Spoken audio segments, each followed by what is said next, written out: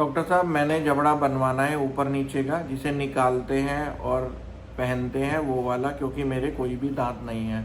लेकिन मैंने ये जबड़ा जहाँ भी बनवाया है ये बहुत ढीला रहता है। मेरे दोस्त ने बनवाया, उसके बहुत अच्छे हैं, वो अच्छे से खा पी रहा है, उसके जबड़े बहुत टाइट हैं, मेरा अच्छे से नहीं बना। तो ये चीज़ें बहुत सुनने को मिलती हैं कि आपका जबड़ा बहुत ढीला है। बहुत सारे लोग हैं जो जबड़ा बनवाते हैं और फिर उसको पानी में रख के रखते हैं, पहनते नहीं क्योंकि वो ढीला होता है। तो बेसिक चीज़ क्या है इसके अंदर? सबसे पहली चीज़ है कि जो जबड़ा है आपका, वो आपको जल्दी से जल्दी बनवाना होता है जैसे ही आपके दांत निकल जाते हैं, क्योंकि उस समय हड्डी थोड़ी बड़ी होती है, उस पर नाप लेना आसान होता है।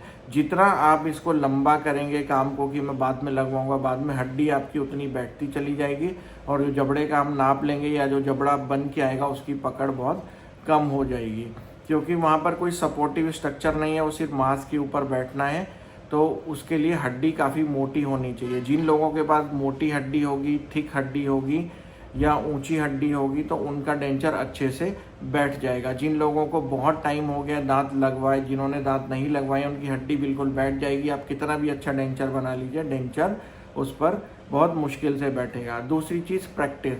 कई लोगों को डेंचर लगाने के बाद उल्टी आती है, कई लोगों को अजीब सा लगता है या मुंह भरा भरा लगता है, तो इसके लिए आपको प्रैक्टिस करनी पड़ती है। प्रैक्टिस कैसे? मान लीजिए आपने एक दुकान से साइकिल खरीदी, आप चाहे 10,000 की लें, 50,000 की लें, 1 लाख की लें, लेकिन चलानी आपको है। आप ही उस पर बैठेंगे, जब तक आप बैठ के उसको चलाना सीखेंगे नहीं, आपको नहीं आएगा।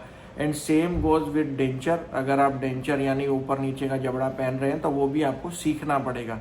It takes around 1 month to 2 months की आपको सीखने में पूरी तरह से एक बार हैबिट हो जाएगी तो आप इजीली उससे खा सकते हैं। तो आप अगर डेंचर को सीखेंगे नहीं तो आप कितने भी बनवा लीजिए, वो सब आपके लूज ही रहेंगे।